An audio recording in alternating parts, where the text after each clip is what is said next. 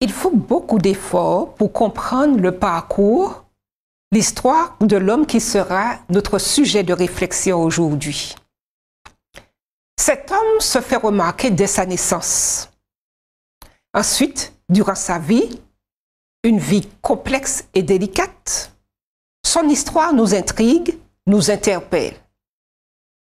En plus, il est entouré de parents envahissants, toxiques, dirons-nous aujourd'hui.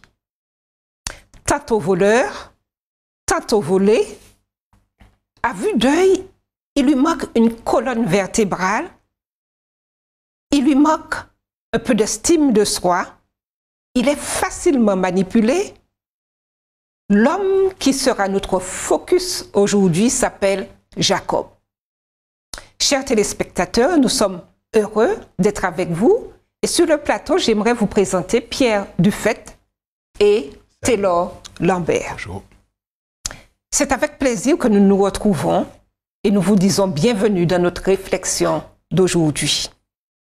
Jacob, on a tant parlé de lui et aujourd'hui nous allons voir son histoire, d'où l'histoire part, le début, la genèse de cette histoire. Et j'aimerais que l'on lise dans Genèse 25, à partir du verset 21. Isaac implora l'Éternel pour sa femme car elle était stérile et l'Éternel exauça. Rebecca, sa femme, devint enceinte. Les enfants se heurtaient dans son sein et elle dit, « S'il en est ainsi, pourquoi suis-je enceinte ?»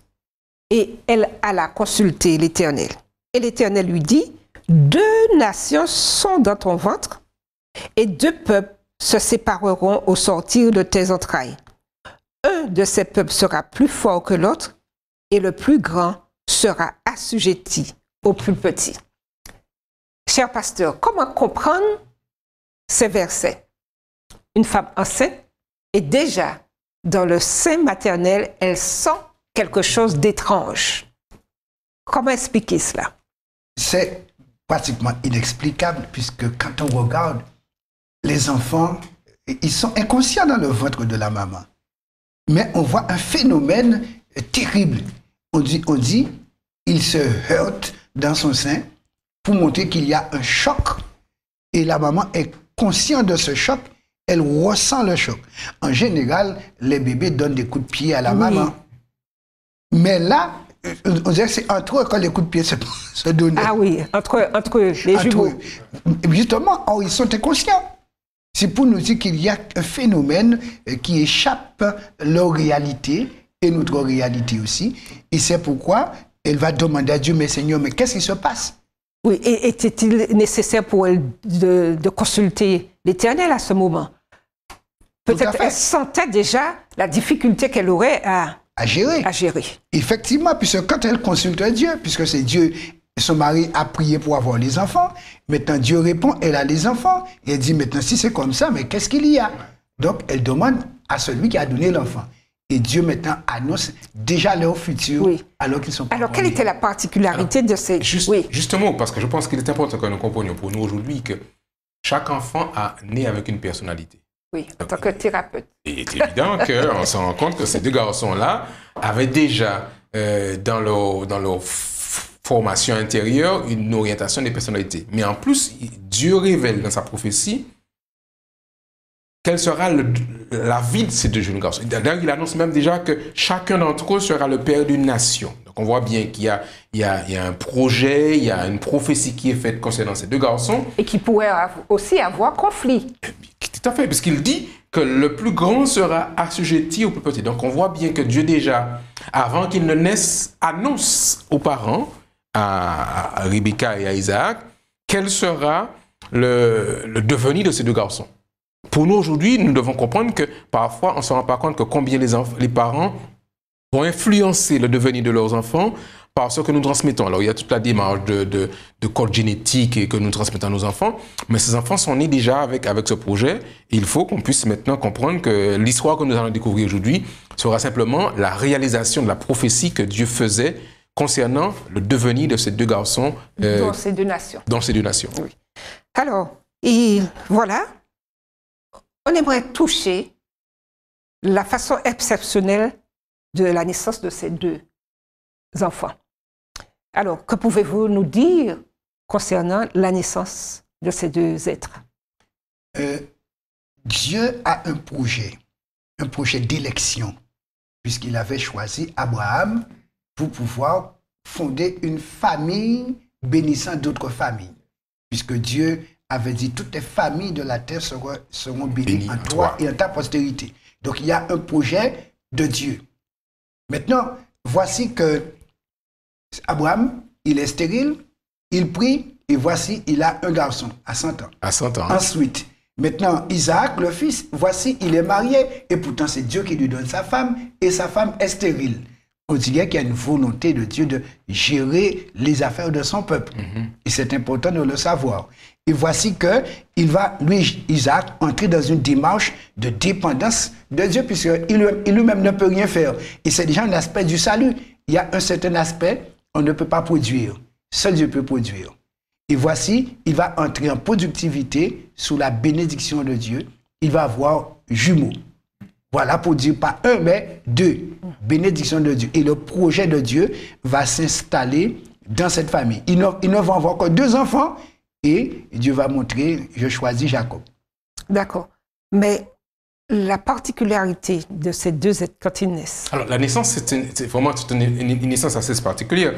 Si nous avions la vidéo de la naissance, ce serait bien. Mais le texte nous dit cependant que le premier sort, il est roux, donc on a déjà une indication, il est couvert de poils, on lui a donné le nom d'Ésaü. Et ensuite, son frère qui naît après lui, mais il sort en tenant son grand frère par la cheville. La cheville. Encore une indication intéressante de ce qui va suivre. Donc c'est intéressant de voir que cette naissance, à tel point que le narrateur nous en donne l'information, que le premier sort, le premier qui vient, et ensuite, quand les sages-femmes ou ceux qui s'occupent de l'accouchement vont procéder, le deuxième qui arrive sort, mais il tient son frère par la cheville. Et c'est une indication intéressante sur l'histoire qui va suivre après. Qui va suivre, oui. Effectivement, comment un enfant qui n'est pas encore conscient, il ne respire pas encore, peut déjà tenir la cheville de son grand frère. Je ne vais pas te lâcher. Une rivalité naissante. Une rivalité à la naissance. À la naissance. Alors, ils naissent, ils grandissent, on voit leurs particularités. Il y a un qui est d'abord chasseur, habile, homme des champs. Homme des champs et tout-terrain. Ouais. Et l'autre, Jacob. Casanier, tranquille, calme, fils à maman. Fils à maman. Donc on voit bien deux tempéraments. Il y a un tempérament, s'il fallait entrer dans la logique de tempérament, vous avez un qui est extraverti. Voilà, et puis l'autre qui est beaucoup plus introverti, il est calme, c'est un paisible, le texte dit qu'il est tranquille. Donc on a vraiment deux orientations, deux tempéraments différents, mais il est intéressant d'observer que le texte nous dit dans Genèse 25, verset 28, Isaac aimait Ésaü. Donc, on voit bien qu'il y a déjà un parti pris. Il y a d'un parent par rapport à un autre. C'est bizarre qu'un parent ne puisse... les parents aiment leurs deux enfants, mais le texte précise qu'Isaac avait un faible pour son fils Ésaü. Et on peut supposer que le texte dit, au verset 28 toujours, par contre, Rebecca aimait Jacob. Et nous verrons par la suite les raisons. Isaac aimait Ésaü. Est-ce qu'il y a, on peut dire qu'il y a déjà un lien particulier avec ces deux êtres? Tout à fait. Ils ont une affinité. Voilà, un lien d'affinité. Parce que quand on va le voir plus tard, le fait que Ésaü aimait la chasse, rapportait du gibier, donc c'était une nourriture que le père n'avait pas couramment à la maison. Ce qui fait que le grand-fils, enfin le premier-né des jumeaux, lui permettait d'épargner son troupeau. Donc ce qui veut dire économiquement, l'homme participait déjà. Mais au travers de la lecture, des lectures, on se rend compte que Isaac aimait la bonne chair. Oui. Et il fait toujours référence à cela. Oui. Le gibier, la nourriture, il est un gros mangeur, un gargantua. Ouais. Et est-ce que ça ne reflète pas la société d'aujourd'hui. Tout à fait, puisque aujourd'hui, la société C'est est du très boire et portée manger. sur le Sur le boire boire et le manger. Donc, on voit que Isaac, du moins, est un humain comme tous les autres. Comme d'aujourd'hui. Bon, et surtout à cette époque, c'est berger et cultivateur. Donc, c'est s'asseoir et ensuite manger ce qu'on produit. Oui. Puisque il n'y avait pas de grand développement économique et de commerce, sinon vendre les poils du mouton pour les vêtements et le lait du mouton pour le fromage. Donc, c'était une vie assez tranquille. Mais il aimait manger parce que dans son temps, c'est ce qui restait.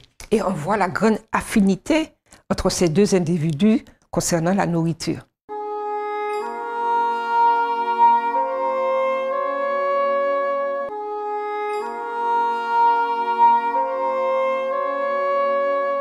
Rebecca a une préférence pour son fils. son fils. Et on voit bien que dans ce rapport avec son fils, si Ésaü était porté vers l'extérieur, il allait à la chasse, il rentrait avec du gibier, on voit bien la scène qui suit dans le texte nous rappelle que lui, Jacob, était plus habitué aux travaux ménagers, Voilà. à la vie intérieure, c'est lui qui fait le repas, donc je suppose qu'il savait très bien cuire, puisque quand on voit au verset 29 que Jacob faisait cuire un potage quand son frère Ésaü rentre fatigué de la chasse. Donc, Jacob était dans son élément, il faisait le repas, c'était vraiment un fils à maman, c'est clair.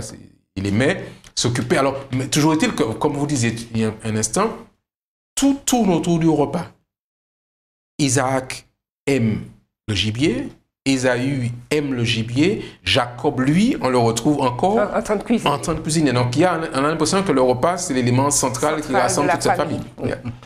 Alors, on arrive sur un point essentiel de cette histoire, le droit d'aînesse. Qu'est-ce que l'on peut dire pour nous, qu'est-ce qu'on peut enseigner et dire à nos téléspectateurs concernant le droit d'aînesse? À qui était réservé le droit d'aînesse? Normalement, le droit d'aînesse revenait au premier enfant né dans la famille. C'est-à-dire Ésaü. Maintenant, c'était Ésaü, puisqu'ils sont jumeaux. Ils sont jumeaux, mais il est conçus au sorti. même moment, cependant, un sort avant l'autre. D'accord. Donc, dans la loi sociale et culturelle, il fallait donc honorer le premier sorti. D'accord. Parce que, comme on sait en général, si le premier tue la maman, les autres ne sortent pas. Dans quel contexte surgit ce droit d'aînesse? Alors, le droit d'aînesse surgit dans le contexte du plan de la rédemption. Parce que le Messie doit venir. Et celui qui avait le droit d'aînesse, il obtenait une double part de l'héritage terrestre du papa.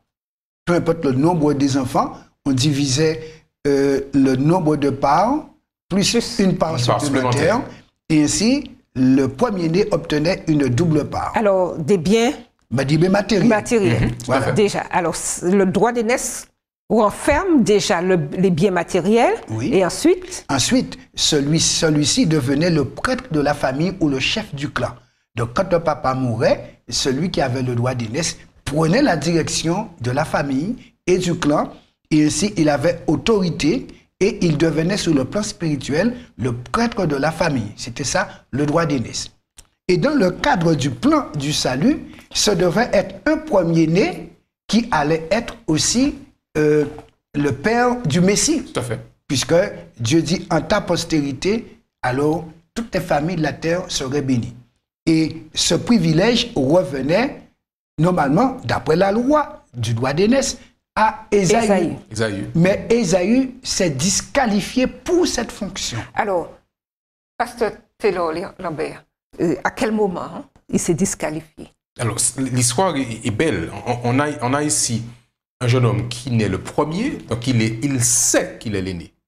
Dans son rapport avec son frère, il sait qu'il est l'aîné. Mais cependant, quand il sort de la chasse, il a faim, il voit son frère qui prépare du repas et il s'approche de lui en lui disant « Écoute, laisse-moi manger, je te prie un peu de ton repas. » Jacob, depuis longtemps, enviait, convoitait ce droit d'aînesse. Et voici la réponse qu'il fait à son frère de manière tellement rapide, on sent que c'était quelque chose qu'il attendait. « Vends-moi aujourd'hui ton droit d'aînesse. » Donc, tu as un droit, tu as une autorité, comme disait Pasteur du fait, l'aîné avait double portion de l'héritage, plus cette posture spirituelle sacerdotale. Mais Jacob, qui est au courant de ceci et qui le convoite, puisqu'il avait su, je suppose que sa maman lui avait donné l'information du projet de Dieu. Il y a un renvoi au début de l'histoire. Tout à fait. Où Dieu dit que deux nations. Et la Bible dit que c'est Rebecca qui a eu l'information. Bien sûr. Donc, c'est elle, la maman. Elle fait tout. Elle a passé du temps avec son fils préféré. Elle voit bien que son mari préfère Ésaü. Donc, il y a un rapport de force. On disait tout à l'heure qu'il y a un antagonisme entre maman et papa. Et quand l'occasion arrive, elle a déjà formaté l'esprit de son fils Jacob. Et quand l'occasion se présente, il dit, écoute, vends-moi ton droit d'aînesse. Et Ésaü, pour qui c'est pas important, il dit, écoute, moi je m'en vais mourir bientôt. À quoi me sert mon droit d'aînesse? Ça ne sert à rien. Et Jacob, lui, est précis. Il dit, puisque tu es prêt à le faire, jure-le-moi. Alors, et il le jura et il vendit son droit d'aînesse à Jacob. Alors, est-ce que c'était... il n'avait pas pris conscience de la valeur de ce qu'était le droit d'aînesse? Est-ce que c'était un mépris? Il savait ce qu'était le droit d'aînesse et tout ce que cela impliquait. Mais il n'avait pas les fibres spirituelles. Ouais. Et la Bible nous dit effectivement dans le livre des Hébreux que Ésaü était un profane. Donc comment un profane peut apprécier une perspective spirituelle? Pour lui, c'était comme un poids. Comment pourrais-je être dans ça? C'est comme quelqu'un qui n'aime pas prier, mais qui doit diriger un service religieux. Qui n'aime pas lire la Bible et qui doit prêcher. Donc, je peux dire d'expérience que quand on doit produire un message et qu'on n'est pas inspiré, ce n'est pas agréable du tout. Donc, il n'était pas inspiré dans ce fonctionnement-là. Et c'est pourquoi, pour lui, c'était une perspective difficile que d'assurer la prêtrise pour la famille. Il n'est pas spirituel au fond. C'était un embarras.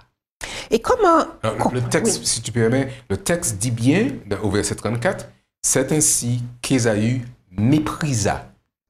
Donc, on voit bien que, comme disait Pasteur Dufait, il n'a pas apprécié la valeur spirituelle de ce privilège, parce que Dieu a un plan, et il y avait une mission qui était confiée à cet aîné. Il n'a pas apprécié la valeur hautement spirituelle, et pour lui, c'était trivial, et il a, vis-à-vis de cette dimension divine, un mépris. C'est pas important, c'est pas grave, j'ai pas besoin de ça pour vivre. Et puis, justement, et voici, je m'en vais mourir. À quoi me sert ce droit d'aînesse?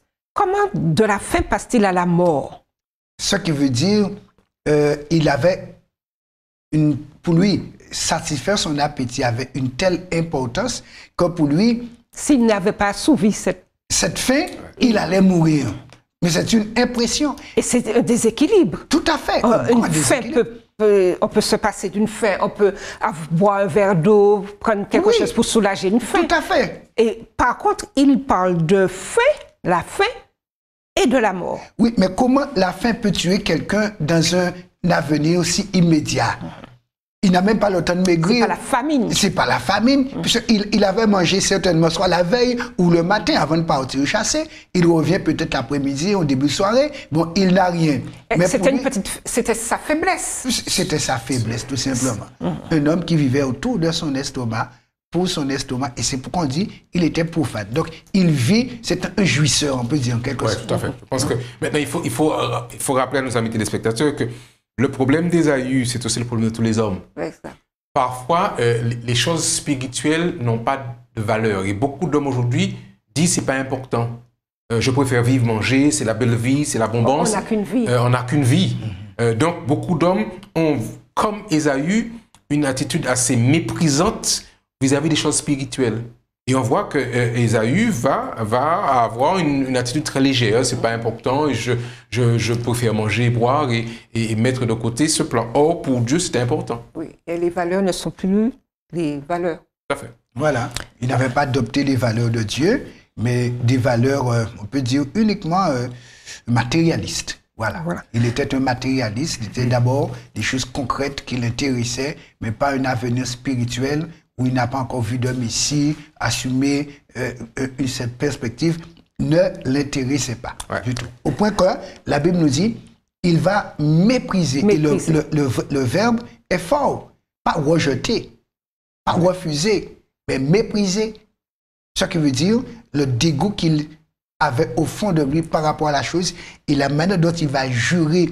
Je te dis, je te donne cela, donne-moi à manger. Je peux voir son visage.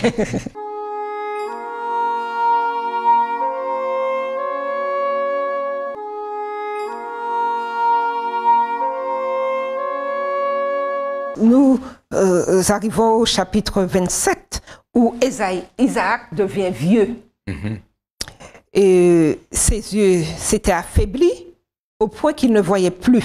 Ouais. Et à ce moment se passe quelque chose de très fort. Et aujourd'hui, on peut se demander, est-ce que ça existe dans des familles? Isaac ne voit pratiquement plus. Mais il sent sa mort arriver. Et pour pouvoir concrétiser et faire ce qu'il se doit culturellement parlant, En tant que père, tout à en fait. tant que père, il décide que c'est le moment d'appeler son fils et de le bénir. De le bénir. Quoi de plus naturel? C'était la coutume. C'est la coutume. Mais entre-temps, les bruits de couloir, ça s'entend. Et Madame Rebecca a eu vent de cette future bénédiction et en tant que mère aimant un fils, décide, Passer à l'action. on pourrait dire, coup barré Et oui, en créole. en créole. Ouais, tout à fait. Et alors, comment expliquer ce... Pourquoi d'abord Dieu a-t-il permis que cela se passe? Bon, c'est que Dieu laisse aux humains leur latitude quand même. Mais Dieu gère. Il gère quand même. Il gère quand même. Il te laisse la liberté de faire, mais il gère. Et Dieu va gérer les méfaits à droite et à gauche. Une chose que je souligne, c'est que normalement, pour un événement aussi important dans une famille, le papa appelle que le fils et pas sa femme. Oui. Alors, il y a peut-être un dysfonctionnement familial. Il y a- Visiblement, il y a- un dysfonctionnement, c'était bien. Voilà. Ouais. On voit, il décide, mais comme on dit, de haut. Et il n'appelle pas l'autre fils. Normalement, la famille devait être réunie dans ce moment de bénédiction Solennel. et solennel.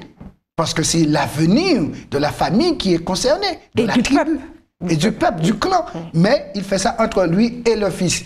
Et on dirait que la femme avait une méfiance à l'endroit de son mari pour guetter son mari comme ça tous les jours pour qu'elle ne soit pas doublée.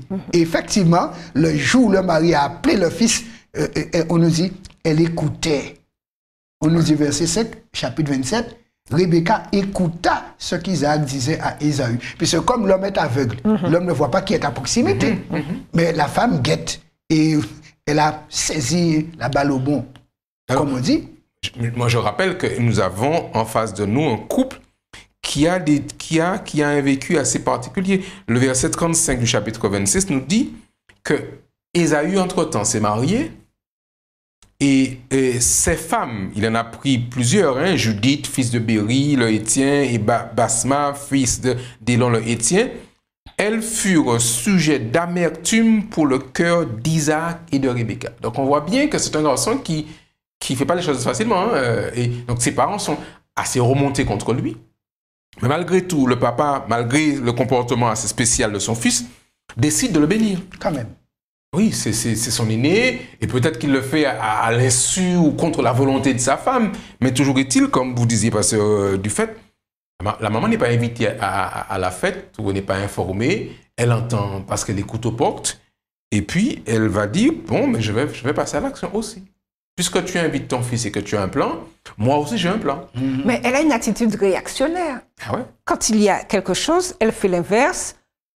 Comment expliquer le comportement? Il y a conflit, il y a tension, il y a À cause des compétition, conflits. il y a Conflits quelque chose qui existent dans alors, la famille. non seulement il y a peut-être compétition entre les deux fils, mais on voit bien qu'entre Isaac et sa femme Rebecca, il y a quelque chose qui se met en place. Et quand le papa donne un ordre à son fils, fais-moi un mec comme j'aime, apporte-le-moi à manger afin que mon âme te bénisse et que je meure. Rebecca qui écoute aux portes va passer à l'action, elle a aussi son plan, elle. Elle dit à son propre fils, maintenant celui qu'elle aime, voici, j'ai entendu ton père qui parle à Isaü, ton frère, apporte-moi du gibier, fais-moi un mets que je mangerai. Et elle dit, maintenant, mon fils, écoute ma voix, et puis on va faire autrement. On va tromper papa. Alors, il y a une chose que j'ai soulignée aussi, c'est que la maman agit ainsi par rapport au plan de Dieu. Puisque Dieu avait déjà dit, voici ce qui va se passer quant à l'avenir de ces deux garçons. Puisque c'est elle, Rebecca, qui a entendu Dieu dans un songe. Et elle a rapporté son songe à son mari. Bien sûr. Mais le mari, puisque ce n'est pas à lui directement que Dieu s'est adressé, donc ne donne pas non plus de valeur à parole de femme.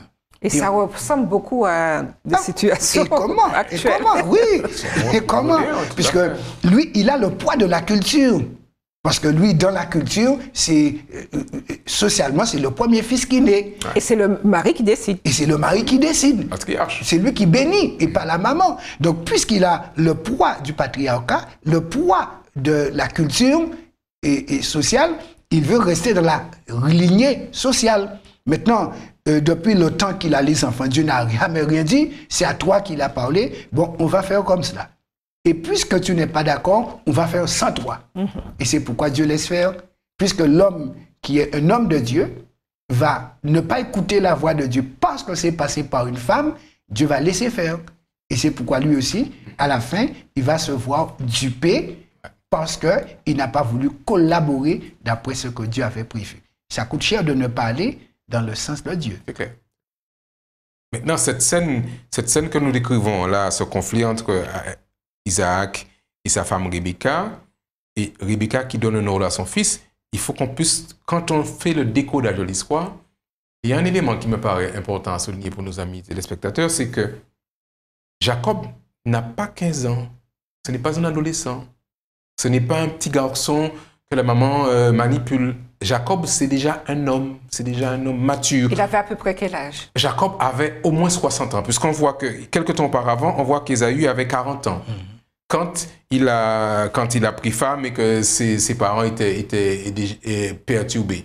Quand on fait le décompte de la vie de Jacob, il arrive en Égypte, il a 130 ans. Il aura passé... 120 ans. 130, le texte dit, je vérifie l'instant, 130 ans.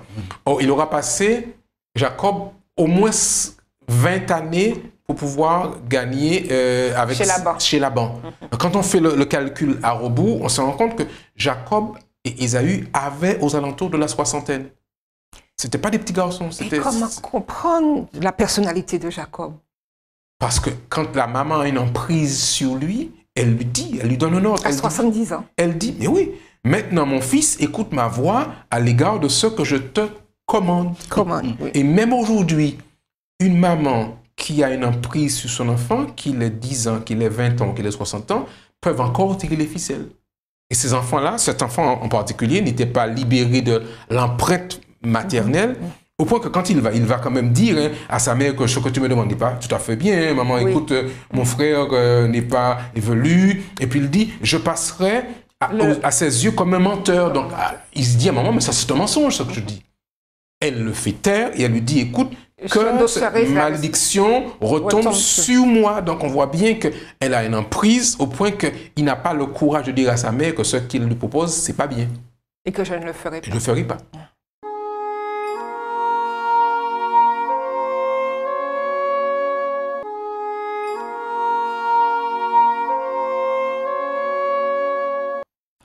Alors, la voix de Jacob ne se fait pas entendre. La mère décide d'y aller. Elle prépare elle-même. Oui, d'accord. Jacob va prendre, il prépare et puis il s'exécute. Et ensuite, Rebecca qui est active dans la chose, puisqu'elle n'est pas seulement passive, elle prépare. Elle prépare. Et puis, au verset 15, on voit bien que Rebecca a pris les vêtements d'Ésaü, son frère aîné. Donc elle va chez lui, vous imaginez un petit peu la chose, elle rentre dans sa chambre, il était déjà marié, c'est pas fait. Donc elle entre dans son intimité, elle prend ses vêtements, elle met sur son frère, sur son autre fils, pour pouvoir mettre en place. Donc c'est vraiment, elle est impliquée dans la chose jusqu'au bout. Oui. C'est vraiment inimaginable aujourd'hui.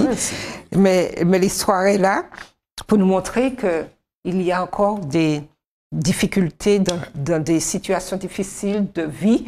Et maintenant, nous allons voir la suite. Il y a un élément que je vais souligner, et ceci pour mettre en garde nos téléspectateurs. Rebecca est un choix de Dieu comme épouse pour Isaac. Et voici que malgré ce choix pour ce couple-là, ils finissent en famille divisée en 4. Ce qui veut dire, Dieu peut constituer des couples, des familles, mais par mauvaise gestion, par entêtement, mauvais fonctionnement, nous pouvons perdre le bénéfice de la bénédiction que Dieu voulait nous apporter. Très important, ça. Très important. Tout à fait. Oui, maintenant, le repas est fait. Passons à table. Passons à table.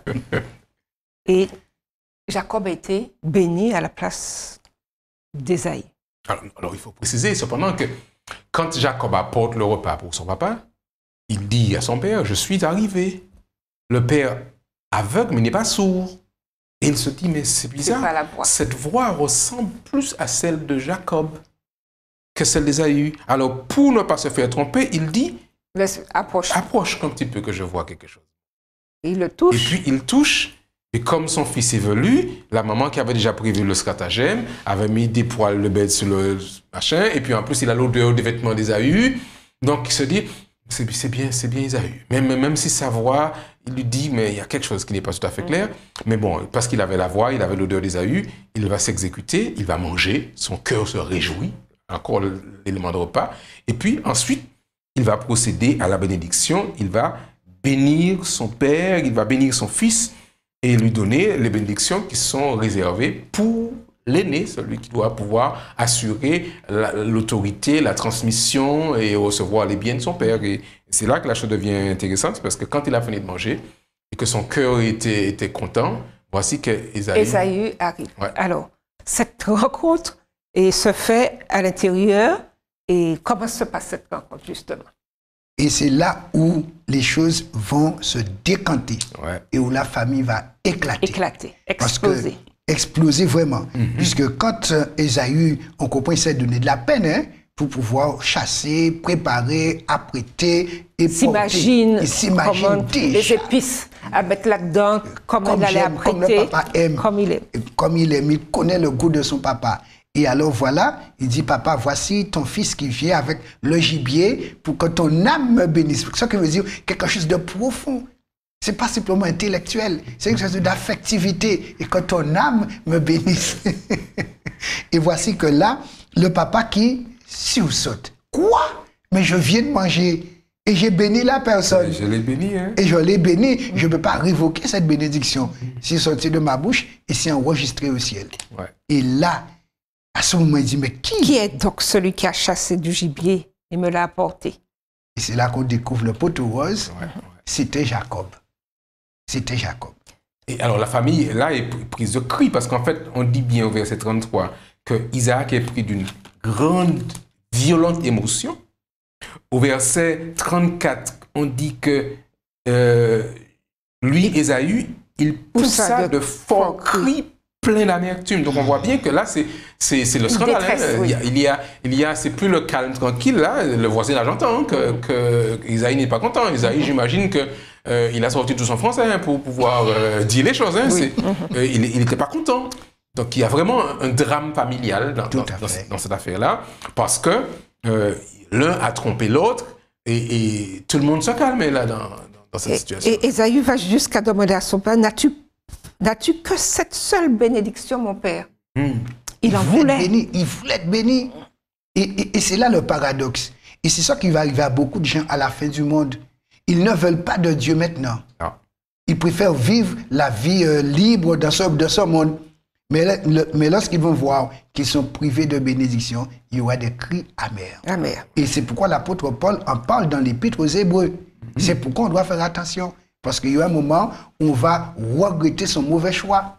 C'est pourquoi maintenant que Dieu voudrait que nous soyons comme des fils aînés. Parce que dans l'Épître aux Hébreux, l'apôtre nous dit, nous aussi, nous avons le privilège de recevoir un droit d'aînesse céleste. Ce n'est pas une affaire de premier-né, mais chaque enfant de Dieu peut avoir droit à l'héritage et droit à être aussi sacrificateur de Dieu dans le ciel. Mais il nous dit, faisons attention pour ne pas avoir cette même attitude d'Ésaü. Méprisante vis-à-vis de la proposition de Dieu. Voilà. De la rédemption. De la rédemption et de l'offre de Dieu. Oui. Alors, il y a une amertume, c'est comme dit Pasteur. En fait, effectivement, après cette affaire, Ésaü est triste, il pleure, il élève la voix, il pleure, il est vraiment mal par rapport à ceci. Et il a conçu de la haine contre C'est Jacob. clair. C'est le résultat. Oui, le résultat, c'est qu'il dit à cause de son frère, il disait en son cœur, les jours de deuil de mon père vont s'approcher et je tuerai mon frère Jacob. Donc le projet de meurtre fratricide était déjà conçu. Or, nous savons bien que Jésus-Christ nous dit que quelqu'un qui a conçu déjà un projet de meurtre l'a déjà conçu dans sa tête. Donc, lui est prêt à passer à l'acte parce qu'il y a un drame. Il dit, moi, je ne vais pas accepter ça comme cela. Mon frère, il ne va pas vivre longtemps. Et encore, Rebecca prévoit la fuite. Ouais. Elle organise la fuite de son fils. Oui. Alors, que fait-elle? Mais juste avant de voir la fuite, j'aurais aimé souligner un élément. Oui. C'est lorsque le papa, dans la bénédiction qu'il donne à Ésaü, tu vois, à Ésaü, il va générer le conflit qui jusqu'à présent est actuel. Parce qu'il va dire, il est question de ton épée, tu vas vivre de ton épée, et c'est pourquoi la descendance d'Ésaü aime l'épée. Ils sont des guerriers. Jusqu'à présent. Jusqu'à présent. Et ensuite, il est dit, tu vas briser son joug de dessus ton cou. Voilà. Et c'est pourquoi on voit comment la famille arabe est contre Israël à bloc, mais avec épée et couteau jusqu'à présent. Jusqu'à la roquette. Tout à fait. Parce que c'est pour ne pas être sous la domination de Jacob, qui était le fils cadet. Oui, d'où le mouvement Libération pour la Palestine. Pour la Palestine. Voilà, ça s'explique à partir de ça. De cette histoire.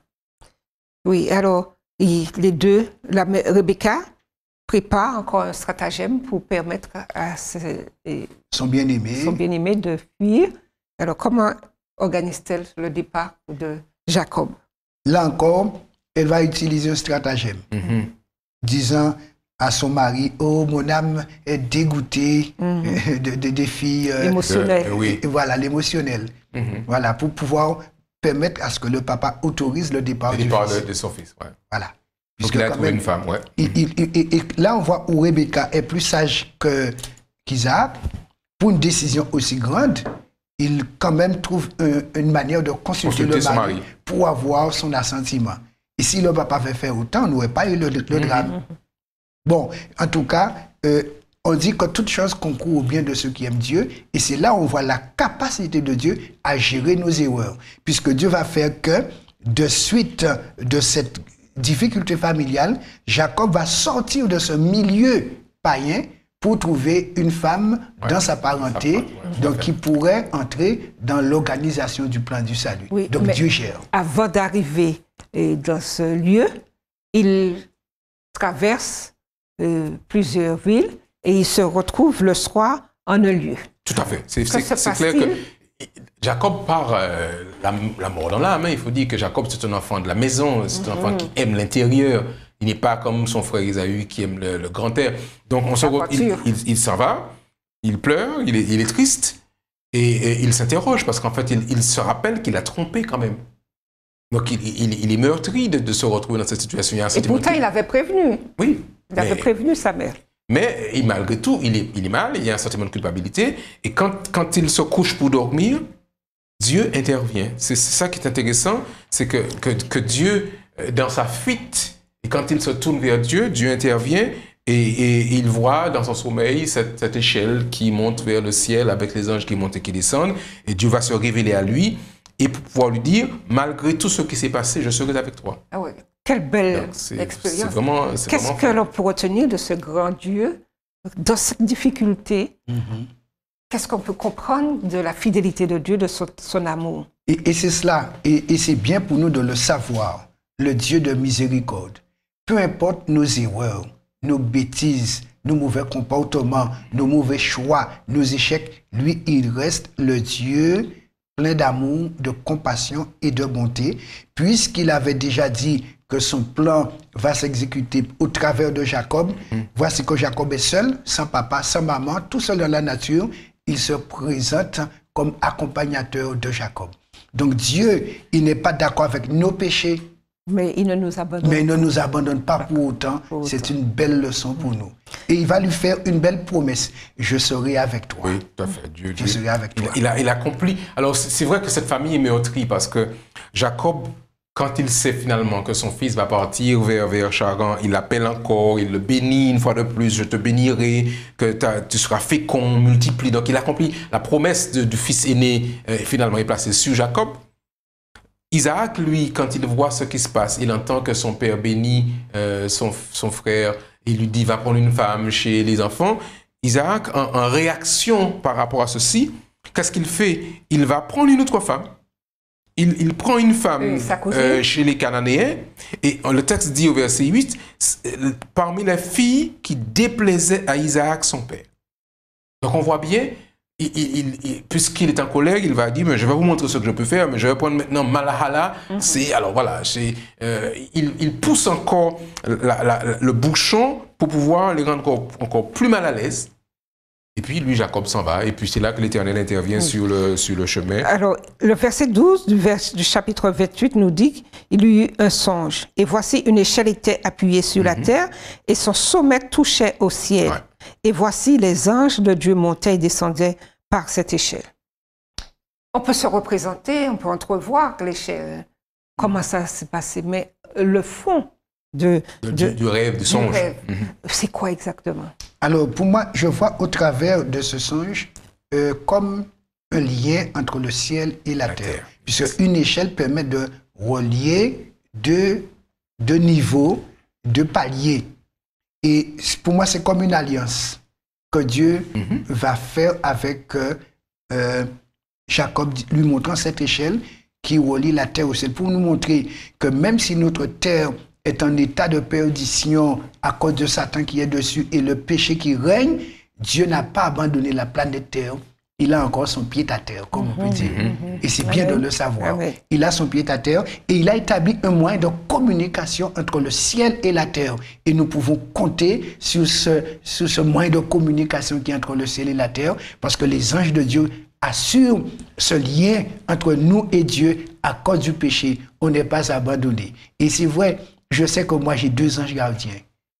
Et ils sont là pour m'accompagner. J'ai déjà vu un en rêve à 2 reprises. Et ils sont là justement, c'est pour établir ce lien avec le ciel, pour nous apporter des messages de réconfort, d'orientation, de direction. Parce que Jacob, dans cette situation, si les anges de Dieu ne sont pas avec lui, comment il va pouvoir réussir dans son voyage? Et c'est pourquoi il est dit, l'ange de l'Éternel campe autour de ceux qui le craignent. Alors c'était pour le rassurer. Le rassurer. La route serait longue, les tribulations aussi. C'est ça. Dieu est avec toi. Je suis avec toi. Le rassurer, malgré les difficultés que tu pourrais rencontrer. Je suis là. Dès le départ, je suis avec toi. Je suis avec toi. Au point que Jacob va appeler ce lieu Beth-El, la maison, la porte de l'Éternel. Donc on voit bien qu'il se dit... vraiment, Dieu était ici. Je sais que Dieu était présent. Et ceci est pour lui, en fait, la porte vers laquelle il va partir vers son beau-père. Et à son retour, quand il reviendra chez son beau-père, il repassera encore par Bethel. Donc on voit bien que ça devient pour lui un point stratégique où il aura rencontré le Seigneur. Et en dépit de la manière frauduleuse par laquelle il a pris le doigt d'aînesse, Dieu lui confirme, je suis avec toi. Maintenant, un point important. Dieu se révèle à Jacob comme étant, je suis le Dieu d'Abraham et le Dieu d'Isaac, mais il n'est pas encore le Dieu de Jacob. Et c'est à partir de ce moment, il va devenir le Dieu de Jacob, parce que ce sera la première rencontre, parce que Isaac avait prié Dieu, donc il avait rencontré Dieu, mais lui n'était pas encore à ce niveau-là. Pour lui, c'était une perspective, parce que c'est à partir du doigt d'aînesse qu'il allait pouvoir entrer dans cette lignée. Mais tant qu'il a la bénédiction, Dieu lui dit maintenant, je suis ton Dieu. Mais je souligne au verset 20 du chapitre 28. Jacob fit un vœu en disant, si Dieu est avec moi et me garde pendant ce voyage que je fais, s'il me donne du pain à manger et des habits pour me vêtir, et si je retourne en paix à la maison de mon père, alors l'Éternel sera mon Dieu. Voilà, ce sera mon Dieu. S'approprie Voilà. ce Dieu. Ouais. C'est ça. Mais il a une belle perspective devant lui. Tout à fait. Il ne fait que commencer. Son départ, c'est maintenant, mais il entrevoit déjà son retour. Oui, Oui, tout à fait. Mais il fallait être rassuré. voilà. Et il a rassurez. fallu avoir ce moment avec Dieu, avoir son Bethel. Est-ce que nous, et aussi nos téléspectateurs, nous pouvons avoir un Bethel? Tout à fait. Bien Et sûr. il faut que chacun ait son Bethel personnel et familial. Puisque, remarquez bien, le Bethel, c'est le lieu où on rencontre Dieu. Ouais. Maintenant, quand on a rencontré Dieu, on peut aider sa famille aussi à rencontrer Dieu. Et on va voir effectivement, là c'est le personnel. Au chapitre 35, Dieu va bien. dire, Ouais. maintenant, ramène la famille À Bethel. Oui. à Ouais, Bethel. tout à Et fait. c'est important que, et sur le plan personnel, et sur le plan Familial, familial, nous allions à Bethel. À Bethel. Parce que là, on rencontre Dieu et on s'approprie Dieu, il devient un Dieu personnel. Alors, il continue sa marche et il arrive. Ouais. Il Chez- arrive au territoire de l'Orient, il va rencontrer l'Orient. cette jeune dame qui s'occupe de Des puits, là, et puis oui. il tombe amoureux, et puis il rentre à la maison, et puis finalement, il se présente. Hein, Il se présente et il se rend compte qu'il est à la famille. dans la famille. De la famille. Dans la famille. Alors, l'histoire dit quoi? Quand il arrive, il se met au travail et Il propose de travailler cette année pour pouvoir verser la dot. on lui fait un petit contrat. On lui fait un petit petit contrat de contrat. travail. Voilà, ça fait un mois que tu y es. Maintenant, on va mettre les choses au Ouais, clair. clair, ouais. Si tu travailles, que veux-tu? Quel Cette est ton femme. salaire? Oui, tout à fait. Voilà, je travaille Rachel. 7 ans, tu me Chez donnes- Rachel. Ouais. Je veux de Rachel. Alors, on te dit 7 ans. Et- Tu signes et- un contrat. Et il était tellement heureux, tellement content qu'on dit que ces 7 années lui ont paru comme 7 C'était jours. 7 jours. Tellement 7 jours. Il était amoureux. épris de... Pourtant, il n'est plus jeune, Ah ouais, tout à mais fait. il aime tellement que pour lui, le temps ne compte pas. Oui, c'est vrai, il nous faut rappeler son âge. Il avait Oui. à peu près 70 Oui, ans. tout à fait. Et il tombe amoureux, le vrai, de cette femme Rachel. Maintenant, il travaille. Il était à la force de l'âge quand même. À 70 ans, il pouvait encore travailler. Et on a dit que sa fortune, il avait une bonne fortune, il avait un bon cheptel à ce moment-là. Dieu l'a béni. Dieu l'a béni. Il faut dire que Dieu bénit. Bon, c'est vrai que les hommes se vivaient plus longtemps à l'époque. Son père est mort assez tardivement. Et 188. Papa 180. c'est est son- mort.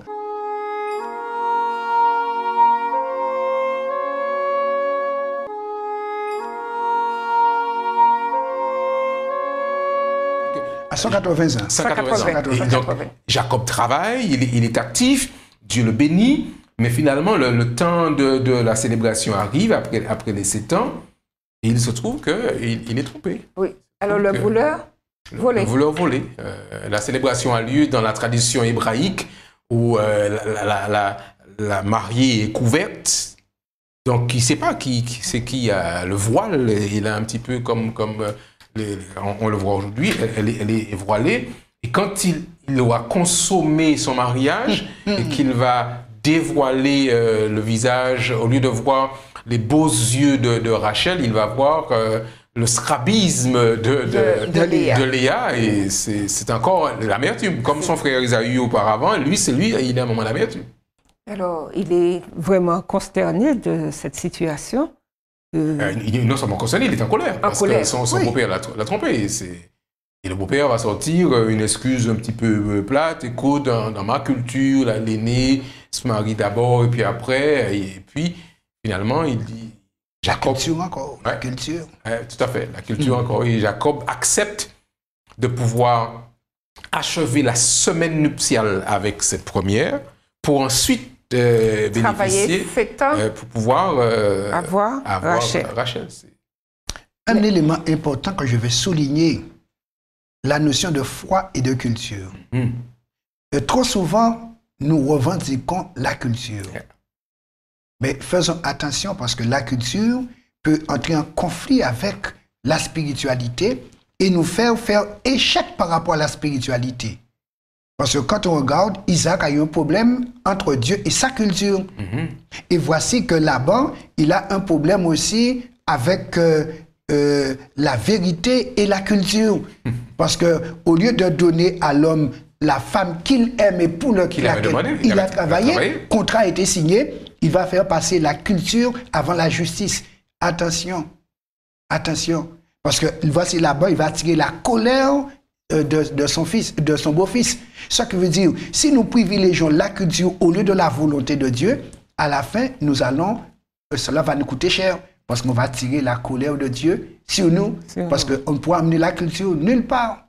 D'ailleurs, Dieu, il est acculturel, en étant atemporel. Ce qui veut dire on doit entrer dans la justice de Dieu, son fonctionnement et son mode de vie, parce qu'en fait, c'est chez lui qu'on ira.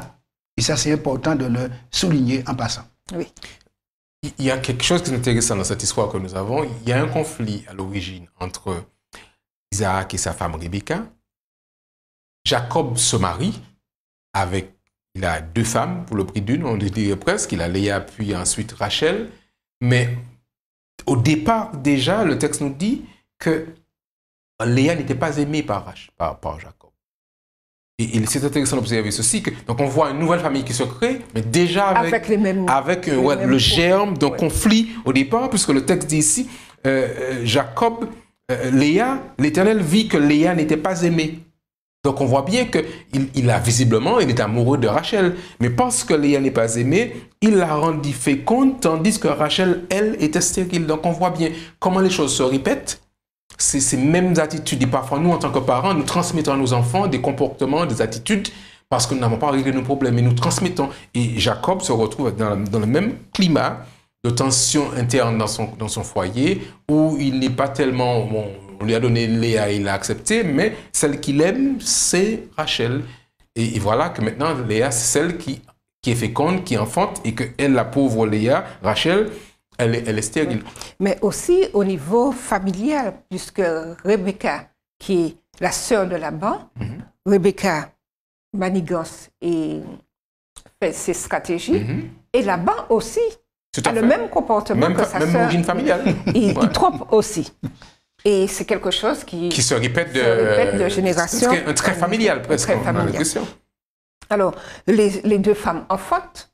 Il y a quand même une certaine rivalité, une certaine tension entre les deux sœurs, puisqu'il y a une qui est féconde et l'autre qui est stérile. Ouais. Et ensuite, on voit que ça se renverse jusqu'à ce qu'il y ait toute une population, 12 enfants, qui deviennent les 12 tribus d'Israël. Mais on voit que Jacob est devenu riche. Ouais. Dieu l'a béni.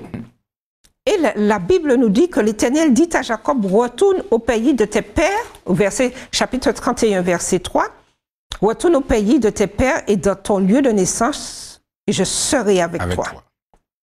Alors, en tant qu'homme, l'heure est venue pour rentrer à la maison.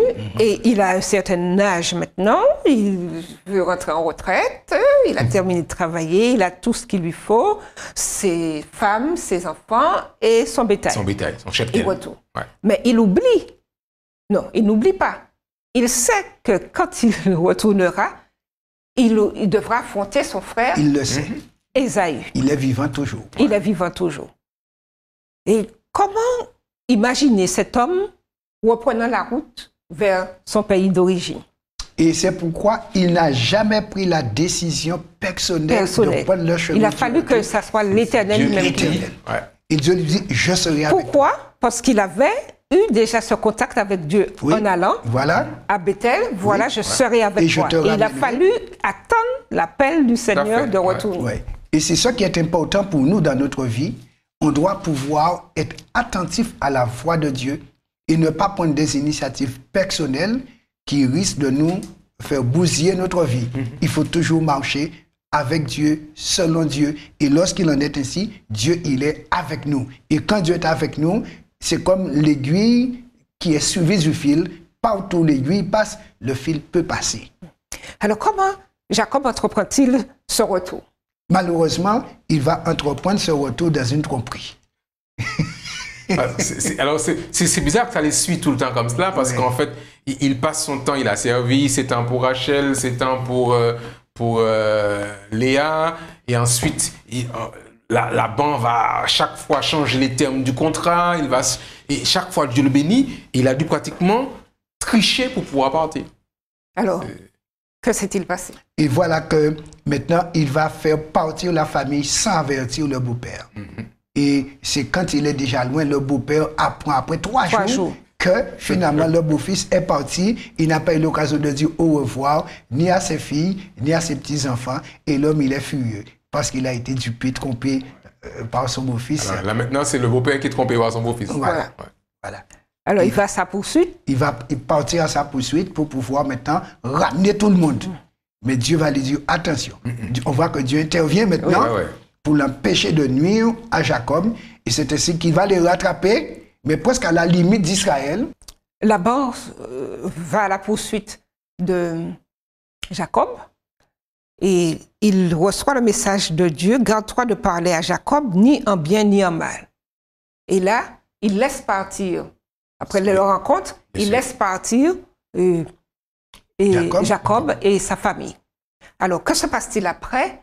Et tout en sachant qu'il est très angoissé, très perplexe, parce qu'il y a son frère qui est en train de venir avec son armée. Il a appris que son frère arrive avec 400 hommes armés. Et il va arriver maintenant au torrent de Jabbok, qui est un endroit à traverser. Alors nous allons jeter un œil sur le torrent de Jabbok pour voir où il est arrivé. Voici le torrent de Jabbok. Donc arrivé à cet endroit, il va faire passer d'abord les femmes, les enfants, les troupeaux. Il va les organiser d'après l'ordre des naissances. Il va organiser un cadeau pour son frère, pour l'apaiser. Et lui maintenant, il ne va pas se présenter avec le groupe. Il envoie tout le monde devant et la Bible nous dit, il va rester à passer la nuit en prière. Parce que comment affronter 400 hommes qui arrivent, il n'a pas d'armée, ce sont des bergers. Il connaît son frère, il connaît la promesse du frère. Et c'est alors que, arrivé à cet endroit, il va faire passer tout le monde. Et remarque, il organise les choses en mettant Léa d'abord avec ses enfants. Ensuite, Rachel en dernier.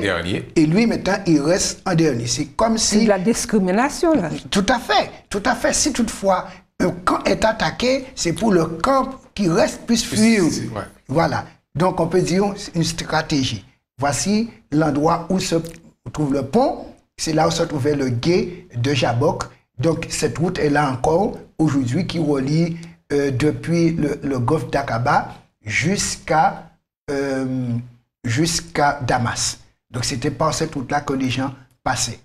Ainsi, quand les gens sautaient d'Arabie aussi, c'est par là qu'ils allaient pour monter à Damas. Donc, c'était cette route-là que Jacob a utilisée. Maintenant, lorsqu'il arrive là, c'est là qu'il va se battre avec l'ange. Lutter avec l'ange. Alors, il est vrai que Jacob déjà a tellement peur qu'il, dans sa prière, il dit, je te prie, Seigneur, délivre-moi de la main de mon frère, de la main d'Ésaü, car je crains qu'il ne vienne et qu'il ne me frappe avec la main de l'enfant. Donc on se rend bien compte que malgré toutes ces années, il a passé plus de 20 ans à l'étranger, il sait que son frère n'a pas changé d'avis. Il a peur, il est paniqué, donc... effrayé. Et on comprend que la nuit... il va prier, il va chercher Dieu, il va chercher la démarche et il sent une présence auprès de lui et Jacob se met à se battre avec cette personne dans la nuit. Il ne sait pas c'est qui, est-ce que c'est un soldat d'Ésaü, je ne sais pas, mais il se défend. Donc il y a un corps à corps qui se met en place et pendant la nuit, il lutte avec cette personne et au fur et à mesure que le jour avance, que le soleil va bien se lever, il se rend compte que ce n'est pas n'importe quelle créature qui est avec lui. Alors, sur la durée, par rapport à la durée de la lutte, parce que lui, il a un certain âge, nous l'avons souligné. Mais Jacob était encore fort, parce que Jacob, c'est un homme qui s'occupe des animaux, il est sur le terrain, donc il avait une vigueur. S'il a lutté avec l'ange pendant la nuit, c'est qu'il avait encore de bons restes, dirait-on aujourd'hui. Et il va lutter, au point que quand il dit à l'ange, je ne te laisserai point partir, que tu ne me bénis. Alors, il découvre que c'est un ange. Et qu'est-ce qui lui fait... Qu'est-ce qui lui donne l'idée que ça soit un ange? Parce que le coup qu'il a reçu, il a senti que ce n'était pas un humain qui aurait pu le frapper de cette manière, là où il l'a frappé. Ce qu'il a ressenti, la puissance, il a dit ça, ce n'est pas un homme. Et pourquoi à la hanche? Pourquoi à la hanche? Ça, c'est un élément important. Puisque la voiture de la hanche. On te dit le tendon qui est là, et parce qu'en fait, quand un homme, on lutte, c'est là où on prend l'appui. Oui, tout à fait, la force. Voilà, la force est là. D'où l'expression casser le rein. L'expression créole. Voilà, puisque quand on a cassé là, bon, tu ne peux plus rien. Tu es paraplégique. Alors, il y a quand même une dichotomie entre l'aller et le retour. Dieu est avec lui.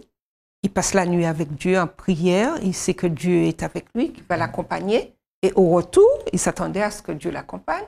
Et il se bat avec et il est démis de sa hanche. Il a vu pourtant auparavant un camp d'anges.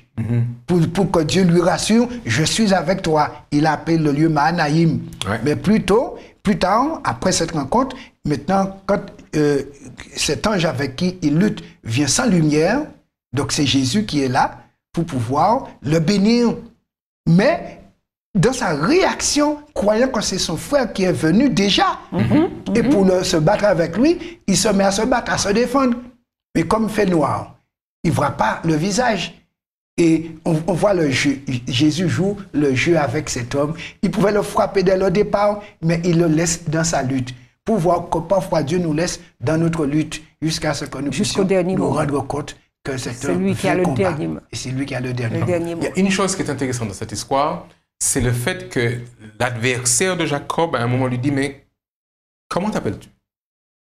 Et là, je pense qu'on arrive au cœur de toute la démarche de Jacob, parce qu'il répond Jacob, mais il connaît le sens de son nom. Je suis un tricheur, je suis un supplanteur. Voici mon nom. Et là, Jacob, après toute son histoire, reconnaît véritablement qui suis-je. Je suis un tricheur. Son identité. Et c'est là que Dieu va faire pour lui cette chose fantastique. Il lui dit, écoute, tu as lutté avec Dieu, tu as été vainqueur, et dorénavant, tu auras un autre nom. Tu ne seras plus le tricheur, le supplanteur, tu seras le fils d'Israël. Tu seras le fils de l'Éternel, Israël. Donc on voit bien que cette démarche est intéressante parce que de là, Jacob n'est plus la même personne. Il arrive, Jacob, mais il ressort Israël. Il ressort une autre personne. Maintenant, j'ai la conviction que Dieu m'a pardonné, qu'il m'a lavé et que je suis maintenant son héritier, son fils. Alors quand on rencontre Dieu, on est transformé, on est changé, notre nom est changé, on est lavé, on est une autre personne. Est-ce que pour nous aujourd'hui, c'est encore valable? Tout à fait. Dieu ne peut pas bénir un menteur. Mais il faut reconnaître qu'on est menteur. Dieu ne peut pas bénir un pécheur. Tu dois reconnaître que tu es pécheur. Et la Bible dit, celui qui avoue cette transgression et les délaisse obtient miséricorde. Jacob voulait justement se débarrasser de ce passé lourd. Il sentait que la bénédiction planait sur lui, mais ne descendait pas. C'est pourquoi il a dit, je voudrais que ça descende. Et on lui a dit, maintenant, on change le nom pour que la bénédiction entre en effet. Et effectivement, en changeant son nom de Jacob à Israël, qui veut dire vainqueur de Dieu, fils de Dieu, il nous a laissé une trace pour que nous, les derniers qui vont aussi choisir Dieu en délaissant le mal, Dieu va nous appeler aussi fils d'Israël. Fils d'Israël. Alors, nous sommes à la fin de notre émission et nous nous rendons compte que la rencontre avec Dieu est nécessaire. Nécessaire. Et nécessaire puisque grâce à cette rencontre, nous pouvons être transformés. Et aujourd'hui, il est important pour nous chrétiens, pour nos téléspectateurs, de rencontrer à Bethel notre Seigneur Jésus afin de lui ressembler, afin de trouver auprès de lui la force nécessaire pour continuer et être transformé et avoir un nom vainqueur de l'Éternel. Que l'Éternel nous bénisse. Merci d'avoir participé à cette émission. Nous donnons rendez-vous à nos téléspectateurs lors de nos prochaines émissions